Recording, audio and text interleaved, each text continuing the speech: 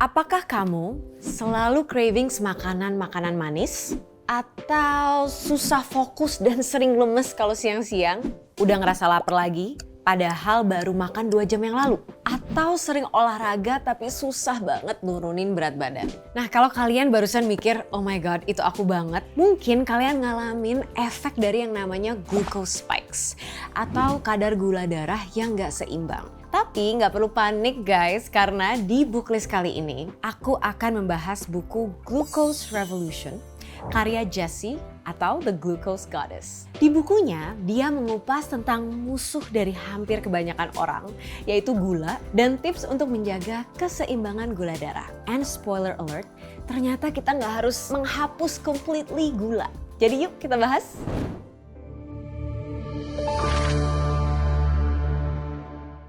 Oke, insight pertama. It's not your lack of willpower, it's your blood sugar crashing. Kamu suka ngerasa gak sih? Aduh kok susah banget ya nahan diri untuk makan yang manis-manis. Terus ngerasa kesel sendiri karena ngerasa, gue gak punya self-control nih. Well, what if I tell you that it's not just about your self-control? It's actually your blood sugar speaking. Jadi ketika kita makan karbohidrat, badan kita itu kan memproses karbohidrat tersebut menjadi glukosa yang kemudian dialirkan ke seluruh tubuh melalui darah lalu dipakai menjadi sumber energi kita. Tapi ketika kita makan karbo yang cepat dicerna dan tinggi kandungan gulanya, kayak nasi putih, pasta, white bread, nah badan kita tuh kayak panik karena kadar gula dalam darah kita tuh bertambah dengan sangat cepat yang menyebabkan glucose spike.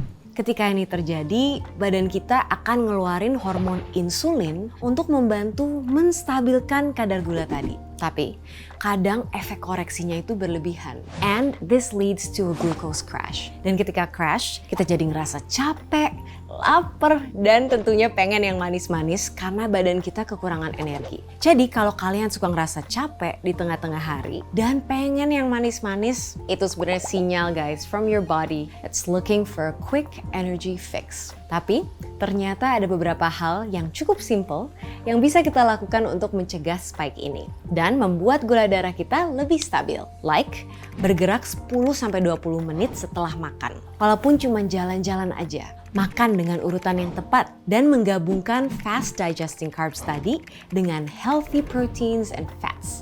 Misalnya makan roti tawar ditemani alpukat atau keju. Penting banget untuk kita menjaga level gula darah kita untuk terus seimbang. Karena selain berhubungan erat sama level energi kita, gula darah yang stabil juga bisa membantu mencegah penyakit kronis kayak diabetes, penyakit jantung, PCOS, hormonal imbalances, dan masih banyak lagi. So let's be mindful of what we eat and how we eat it. Insight kedua, how you eat your food matters. Ternyata selain memastikan kalau makanan kita tuh balanced, yang dimaksud di sini ada fibers, proteins, and carbs, penulisnya juga menekankan pentingnya urutan makan kita. Penulisnya menganalogikan makanan sebagai tamu dalam sebuah pesta di perut kita. Jadi, sebelum tamu-tamu ini datang, kita harus memastikan bahwa perut kita itu siap untuk menerima mereka. Supaya perut kita nggak kaget dan malah menyebabkan glucose spikes tadi. Makanya,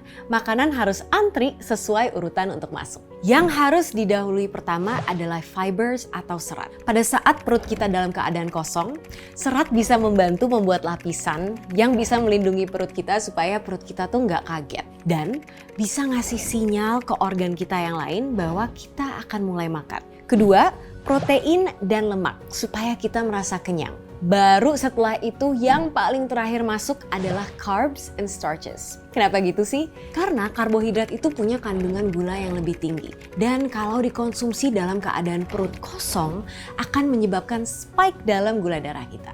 Dengan pakai urutan makan ini, kita udah ada 2 lapisan nih yang melindungi perut kita sebelum karbohidrat masuk dan membuat proses penyerapan gula ke dalam darah jadi lebih pelan, controlled, and giving our stomach time to adjust. Dan karena kita udah kenyang dari protein, jumlah karbohidrat yang kita konsumsi juga jadi lebih sedikit. And in turn, we end up eating less sugar. Kalau kata penulisnya, it's not just about the ability to make the party look bigger and better, it's what they carry with them.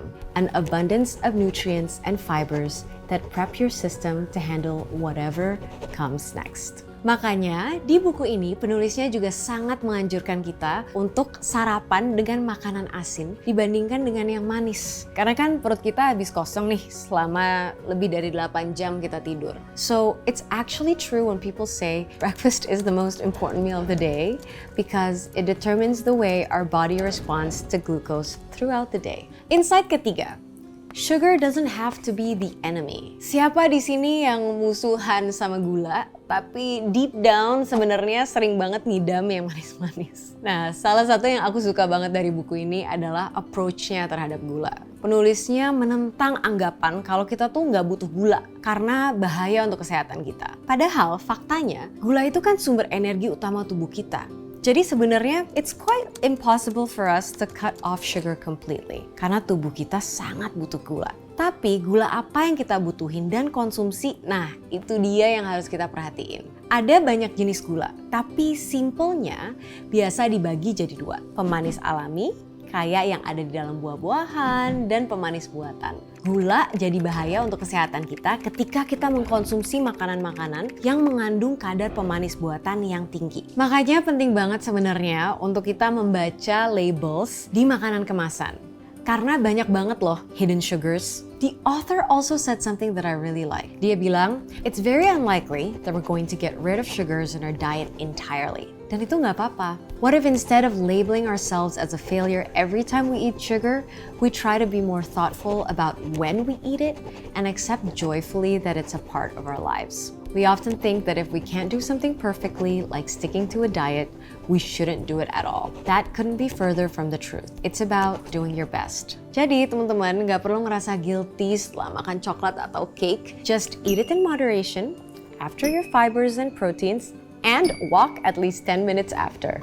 So what? Menurut aku buku ini sangat informatif dan cara ngejelasinnya juga simple banget untuk dimengerti. I personally love the way the author doesn't villainize sugar and instead debunks the myths about sugar with science-backed facts and actionable actions yang cukup mudah untuk dipraktekin di keseharian kita. Aku selalu percaya bahwa semua hal yang berlebihan itu belum tentu baik, termasuk berlebihan dalam mengeliminasi hal-hal yang dianggap buruk. Okay, thank you so much for listening, curious people. If you want me to read a book and share with you my favorite insights, ayo kasih book recommendations di komen di bawah. And don't forget to subscribe, like, comment, and turn on notifications. Bye!